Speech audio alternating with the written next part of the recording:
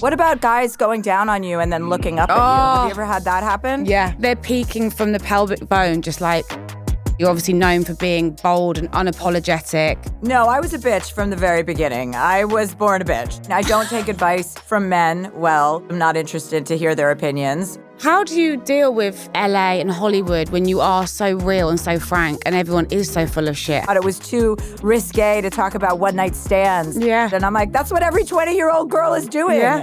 Is there any aspect of aging that does scare you?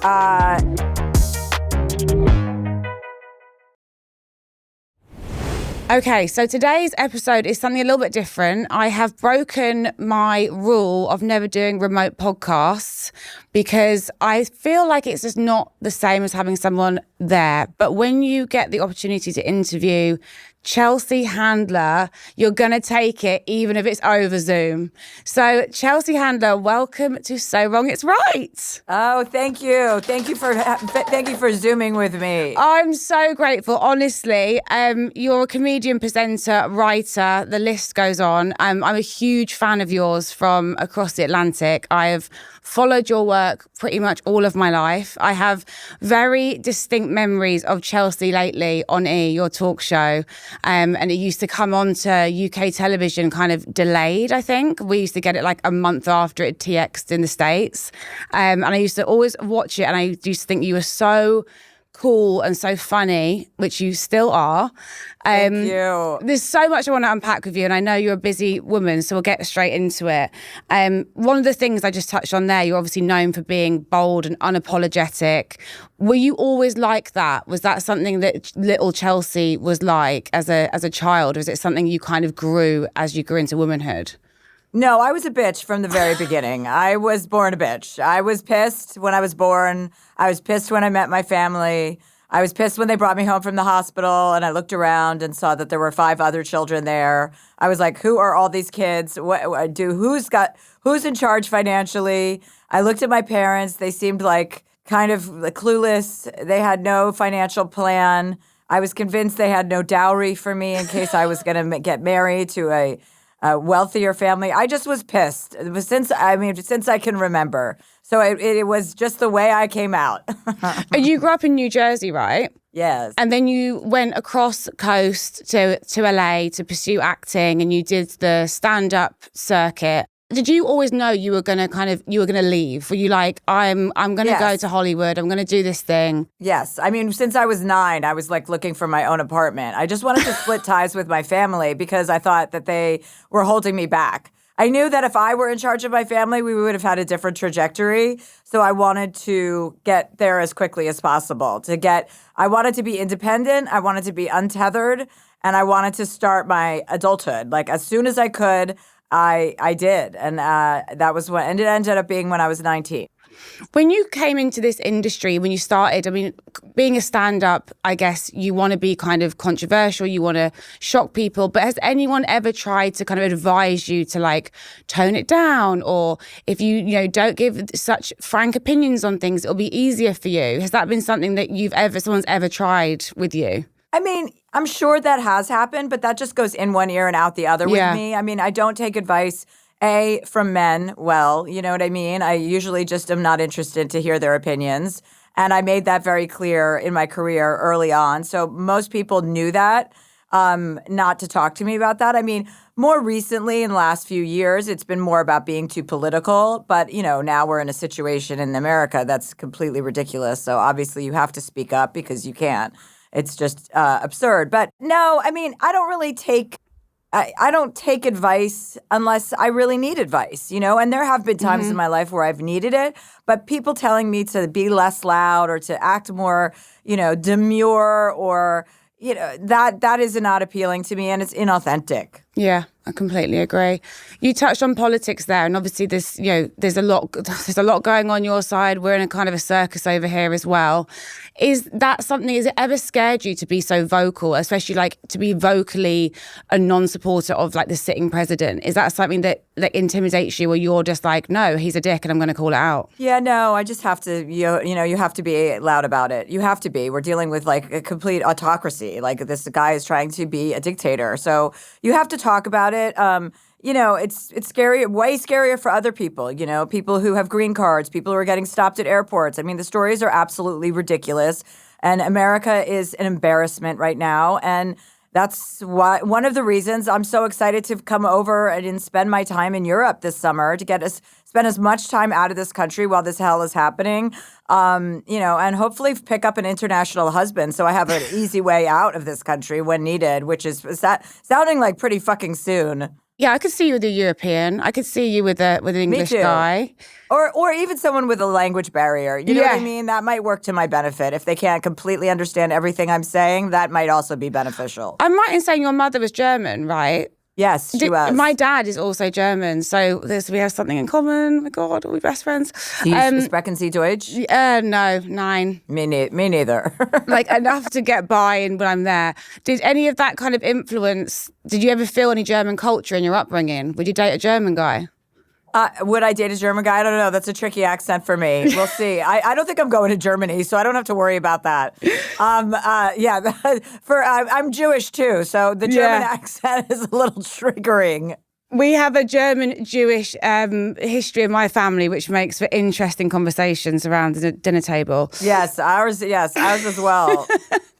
The culture, actually, comedy-wise, I find really interesting because I, as a Londoner, and I feel like I have, a dry, sarcastic sense of humour that I feel lands really well when I'm on the East Coast, or if I'm in New York. It's different in LA. Well, LA is a little bit soft and a little bit.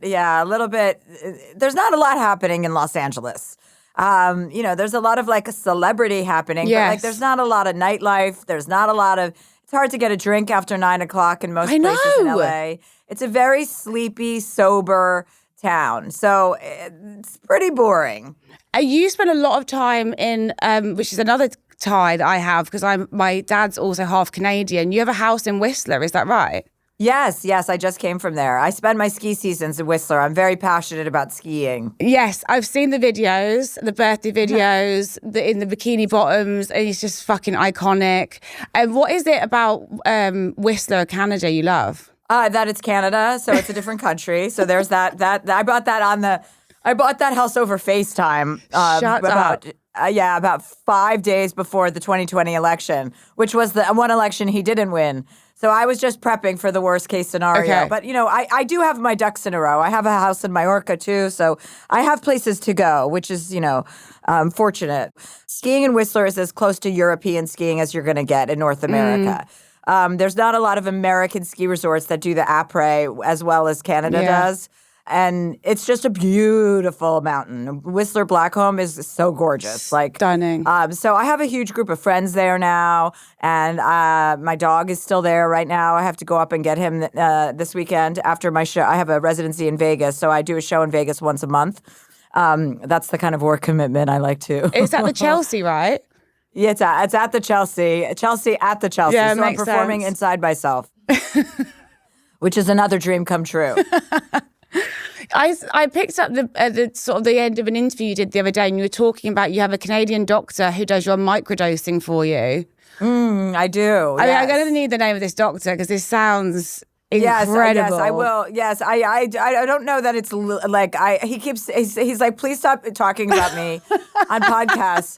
And I'm like, well, don't you want more business? He's like, it doesn't work internationally. Yeah. I can't send these internationally. Like DHL. Like, so many people are hitting me up on DMs asking, okay, where do you get your MDMA? Where do you get your LSD? I'm like, I think my listeners would find it so interesting to hear your take on that, on how your relationships with how you use drugs in that way, because I think it's so modern and no one's really talking about it. And if they are doing it in the way you do it, they're not honest about it, that there's so much taboo. It's a life enhancement for me. Microdosing is a completely different world than microdosing LSD is something I do regularly. Like I go skiing on it, I'll take bike rides on it. If I have a busy day and I'm tired, I'll take a little hit of LSD in the morning. It doesn't make you hallucinate. It doesn't make you go batty. It makes you feel like a higher vibe. You're like up and at and ready and very focused. So whatever you're doing, you're incredibly focused on.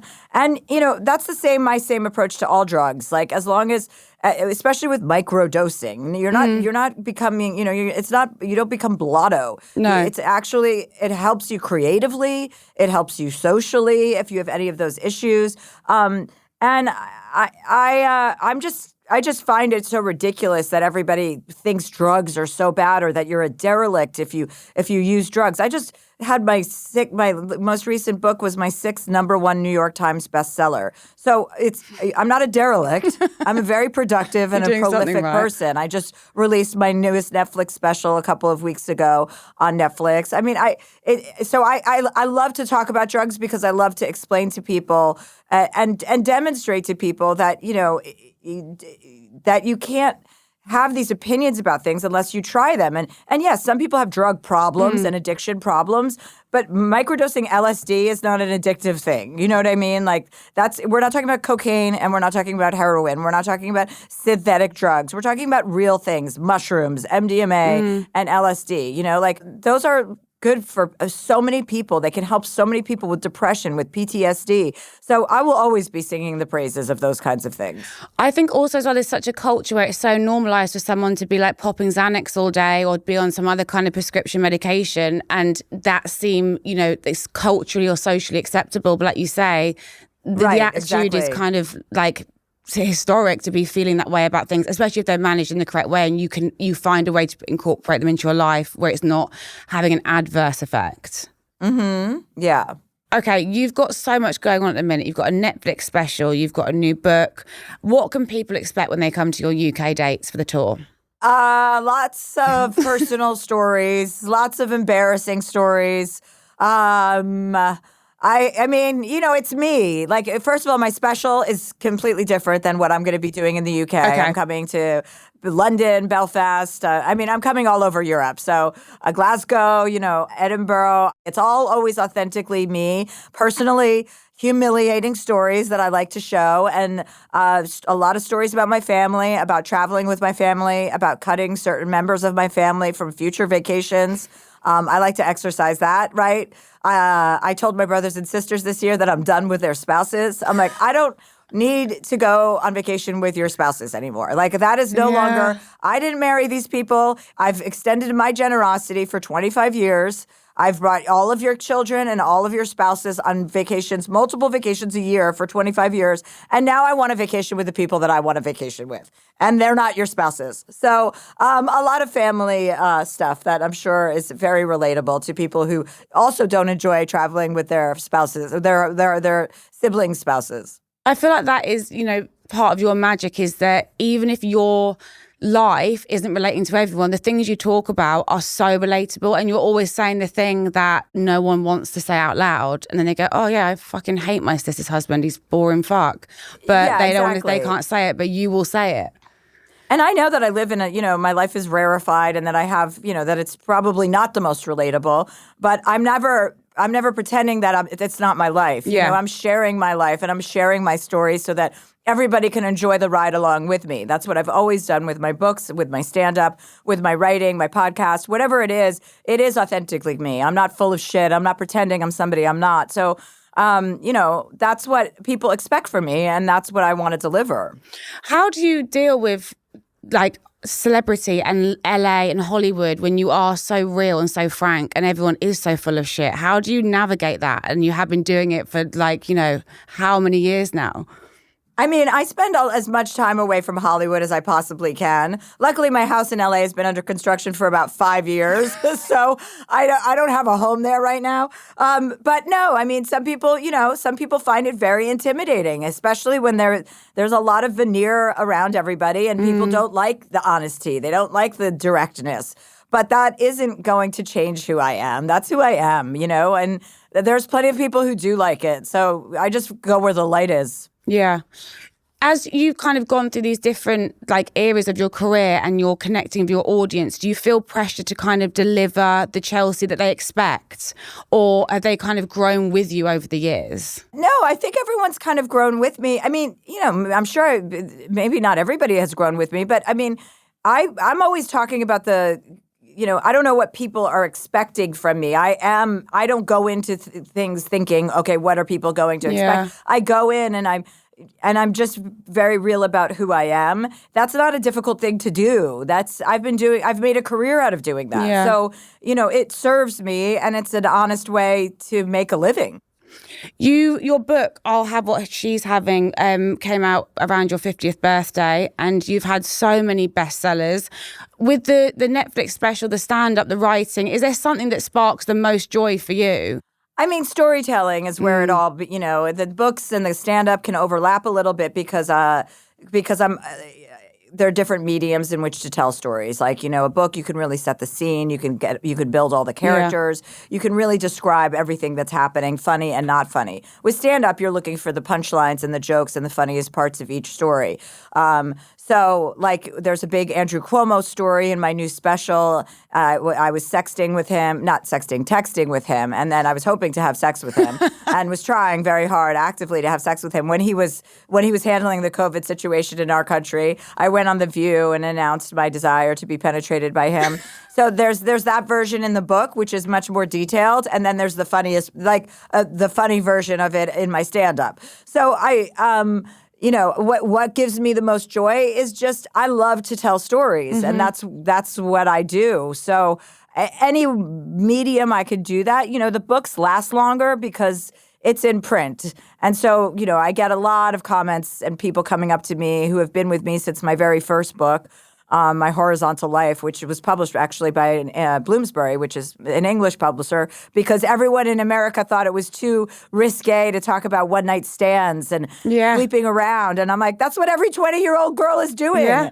And then, ironically, Bloomsbury was the first publisher to give me a book deal on that premise. So, but I've had people who've been with me since the beginning, and they've seen my growth, my evolution, my pitfalls, my wins and my losses. And,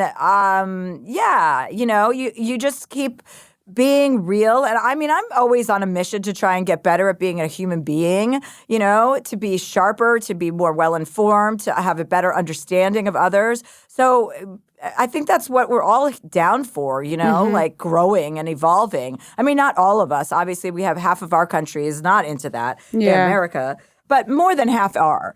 And that's a more responsible way to go through life. And it's more fun, I want to know more. I want to read books. I want to be informed. I love that answer. And I feel like it leads me on to the question I wanted to ask you, actually. Talking of half the country being not trying to improve themselves, but they're going backwards. When you broke through comedy, it was very much a boys' club. I mean, there's an argument to say it still is. What would your advice be of how to kind of advocate for yourself in the workplace when you are in a male-dominated field?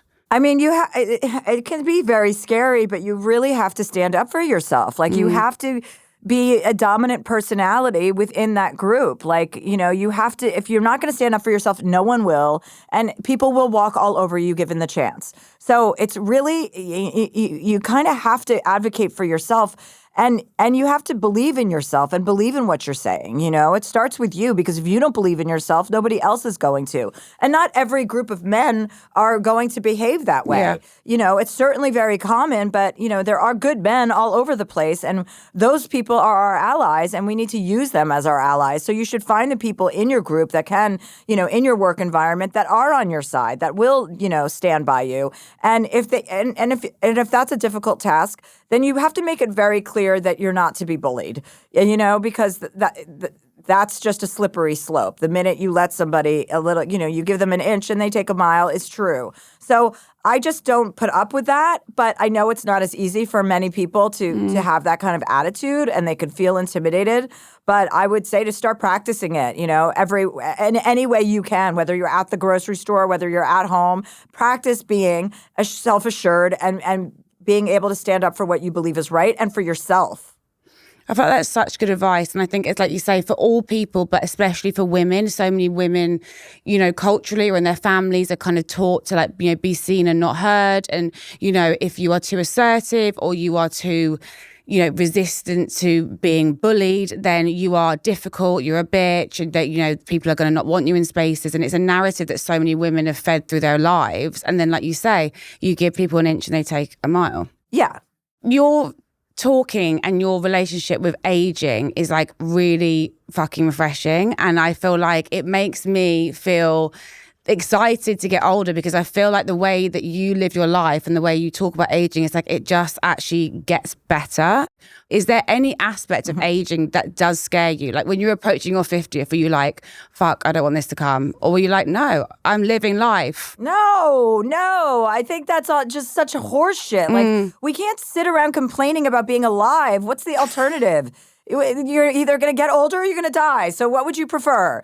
And no, being 50 is fucking awesome. I have more wisdom. I look better than I've ever looked. If I had known that in my 20s that I would have the body I want when I was 50, I mean, it's just absurd. Like all this idea, that's negative talk around aging is so bad for us. It's so bad for women. We have to reclaim aging, reclaim the word, the numbers that we're about to hit, and not bemoan them or belittle them. Like, it's an honor to be here. You know, I mean, I'd rather be in a different part of the world right now, but it's an honor to be alive, and I'm going to make it count. Like, I'm not sitting here. I don't have time for that kind of negative talk. I don't have time for those negative thoughts. I'm 50. I've had 50 years of experience. That's pretty refreshing to know that I did all of this. Age, it's important to look and reflect back at where you came from, what you've accomplished, what you've done. We seem to forget that. We seem to forget, I was a little girl from New Jersey who had big dreams, and guess what? I fulfilled them all. I exceeded my dreams.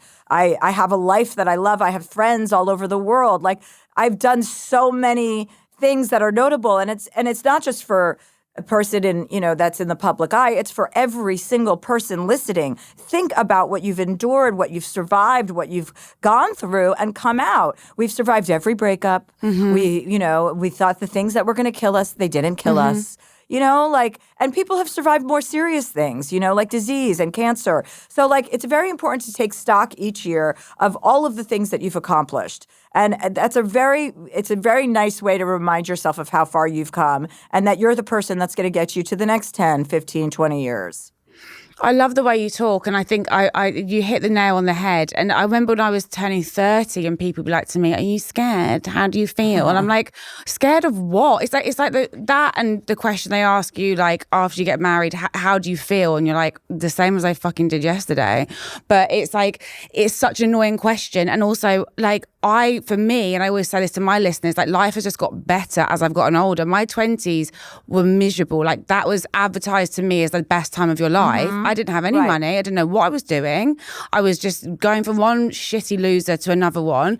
And I was like, as you get older, everything just makes more sense. And like you say, you have that wisdom of life that gives you confidence, and you survive things, which also makes you feel confident, because every time something's a first, you feel like you're never going to get out of it. So it's a first breakup, okay, well, I'll never recover.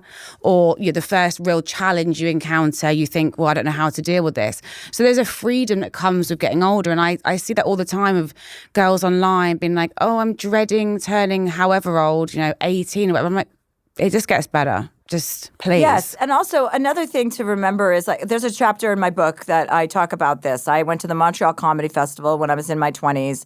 And I was supposed to be the new it girl. Like, I was going to be the one. Every industry person was coming. Everybody was coming to see me. And there were like 98 executives. Every single person in that room could have given me a job. And I ate shit. I bombed badly. I had practiced this set for over a year, and I had it, and I just let my nerves get the best of me. And as soon as the response wasn't what I wanted, I sped through my set, talked really quickly. I lost them. And I got off stage, and I thought my life was over. I was 27 or 28, and I thought, oh my God, this was supposed to be my big night, and I blew it, and I'm fucked. Now what am I going to do? I'm going to wait tables until I'm in my 40s. Like, what the fuck? And I went back to my hotel room. I cried all night long like a baby. I couldn't believe it. I couldn't believe, like, what was I going to do with my life? Everything was over. And 72 hours later, I got a call. 48 hours later saying that there was one executive named Grace Wu at NBC who hadn't seen me, and she hadn't been to that show, and she wanted to see my set. So I was back in LA. The festival was in Montreal. I had flown back to LA. I did a set at this place called Luna Park on the Monday night after the festival. And I got my first development deal for $100,000 that night because I crushed the set. I did the same exact set I did in Montreal, but at least I had nothing to lose now. Yeah. And I shared that story in my book because it's such a perfect example how life goes. Just when you think you're ready to give up on something, there is a rainbow around the corner that you didn't even know about. So it is a perfect lesson, whether you are in my industry or any industry, that like things change so quickly from good to bad, bad to good. But always be looking up, always be looking up for that opportunity, for that rainbow, because they are plentiful and they come all the time. And you have to be ready to grab it when it comes. That I love that you shared that, because I've actually not heard that story before. And I think there's so many people, they'd be like, oh, Chelsea's probably never messed up anything in her life. And like you say, at that moment that you thought was going to be it, and you thought, I've balls this up, I've lost it, I'm never going to be in this industry, I'm never going to have this career. And actually it was fine. Everything worked out. Everything was fine. And that's how I feel about failures. None of us like to fail. No. None of us feel good about when something doesn't go our way or we blow something, and whether it's professionally or whether it's personally. But I have this attitude about like, welcome the failures, welcome them, because the sooner you get through those, the next win is closer to happening. So it is all part of the process. You can never, ever bemoan, oh, I had this huge failure. Nobody wins all the time. No. That's just not the way it works, So you have to have a better attitude. I think we can all have a better attitude about when things don't go well, to not throw the baby out with the bathwater. That's part of the process. That's part of the ride. And almost lean into it, and then recovering from those failures is going to make you feel more resilient and make you feel more confident, and you'll be better prepared for the next failure, because there will be more. Yes, there will be more. In terms of the industry you're in and aging, because one thing I think that is getting your head around aging is one thing, but then if you bring Hollywood into it, and the standards and the way that we treat women, when we start to see, I always talk about this in the British press. It's like you see signs of aging on a woman, and they start going for it, and they go, she looks old. Well, yeah, she's getting older. But then if women do things like a facelift or fillers or whatever, they go, oh my God, it's so tragic. She has, deformed her face. How have you found your comfort zone in that critique, and not falling into one side of that track? I mean, listen, everybody should do whatever the fuck that they want to do. You know what I mean? If somebody looks ridiculous, that's on them, and that's their business. I've certainly had those thoughts about many people, but I do stuff to myself all the time. Yeah. I'm 50 years old. I live in LA. I have access to every possible thing. I have a hyperbaric chamber in my fucking house. I'm acting like Michael Jackson. You know what I mean? Oh, I fucking love HBOT. So I do tons of stuff, and I would never lie about it because I don't want anybody to think that this is natural. This isn't naturally how I would look at 50, okay? I work very hard at it. I work very hard at my body. I work very hard on my face, and I do all of the things. I'm constantly taking peptides. I'm constantly working out. I'm constantly, getting as much sleep as possible. And I'm doing stuff, little nips and tucks and lasers and all the fucking stuff. So it doesn't matter. It's whatever is going to make you feel alive. It's whatever's going to you don't want to look like a cartoon character. I mean, or maybe you do. I don't know. If those people are into that, then they do. But obviously 50 now is a lot different than 50 when we were 10 years old. Yeah, that's really true. And I think that also, like you say, the honesty, the way you talk as usual is so refreshing, because you're saying the stuff that I think is fair for people and other women to know, that you're not going to look like this by, doing nothing. And also I think that helps set a fairer playing field for women to be like, okay, I'm not going to feel so terrible about myself because I'm not being fed this image of this, perfection, and being told that they just woke up like this. It takes stuff to kind of look good, or whatever your definition of good is. I just had a conversation with a plastic surgeon about my ears. I met him at a dinner party, and I was like, what's going on with my ears? They keep getting bigger. And he's like, oh, ears grow for the rest of your life. Your nose and your ears. And I was like, and my ears, you can't see them now because I have headphones on, but my the lower part of my ears, I'm convinced look like labia.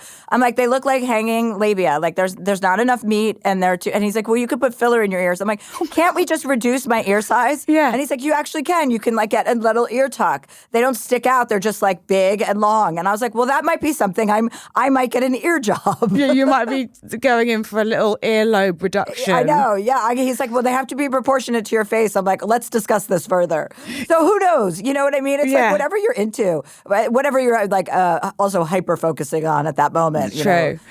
I was going to ask you a question, but I think you might have already answered it, because I was going to ask you what beauty rituals you take part in now that your younger self would have eye rolled at. And I think maybe, is it the HBOT tank at home? Yeah. I definitely have an What would younger oxygen chamber Chelsea at say my about house. you having an oxygen tank at She your would be house? like, "Go get it, sister. Good work." Good work on being able to afford that.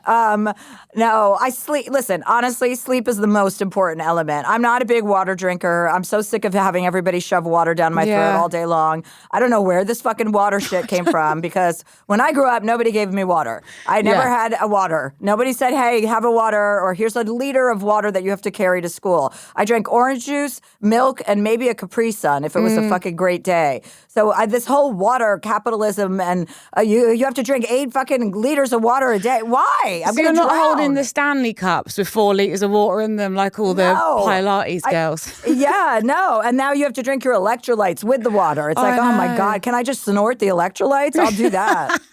Bypass the water. So I want to play a little game with you. So there's a game we play on the pod. It's called So Wrong It's Right, obviously named after the show. I'm going to read some statements and together we'll decide if they're wrong, right, or so wrong they're right. Okay. Let's do this. Making Instagram accounts for your pets. I don't have a problem with that. Some pets deserve their own Instagram accounts. I agree. I have to say I think it's right as well, because I feel like there's some people that shouldn't have Instagram accounts and their pets probably should have one. Yeah, there are definitely a lot of people whose accounts should be taken away. But pets are, especially if they're really good looking. Like my dog Doug is really, really good looking, almost majestic. But I don't have time to make him a private account. No. So it's been requested, but I can't do it. I don't have the bandwidth. You're a big dog rescuer as well, aren't you? Well, I mean, I love chows. That's my type. I only rescue chows. Oh, gorgeous. Okay, kissing with your eyes open. No, wrong, gross. If I kissed a dude and his eyes were open, I think I'd literally grab pepper spray or call the police. I'm like, he's going to murder me after this. What about guys going down on you and then looking up at you? Have you ever had that happen? Yeah. What's that about? Who told men to do that? They're peeking from the pelvic bone just like looking at you. Your reaction. It's like, aren't you busy? Yeah. Aren't you busy working? Champagne for breakfast. Champagne for breakfast is fine. When I was on a plane on my way to New York the other day, and there was a man sitting next to me who had 3 rum and cokes. I was coming from Vancouver. Was he English? No, it was so gross. I was like, oh my God. 3 rum and cokes at like 9:30 in the morning. I was so icked. He's either having the best time of his life or the worst. There's no middle ground for that. It might be the latter. Going on a date just for a good story. That's right. That's right. That. Yeah. Yeah. I mean, you've got something. Sometimes you do need a good story. Yeah.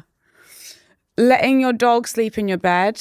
That's fine too. I like that. That's right. Yeah, me too. Although I've got a Rottweiler who's got like no personal space. You know, she's like 40 kg, and that can be pretty intimidating. You wake up. Well, my dog won't sleep with me because he has so much fur. It's too hot for him. But I would love for him to sleep. Oh, I bet with they me. love Whistler. Wow. Yeah, he just dunks himself in the snow and the like anytime there's any body of water, he just submerges himself. He's so in the middle of winter. He's so hot.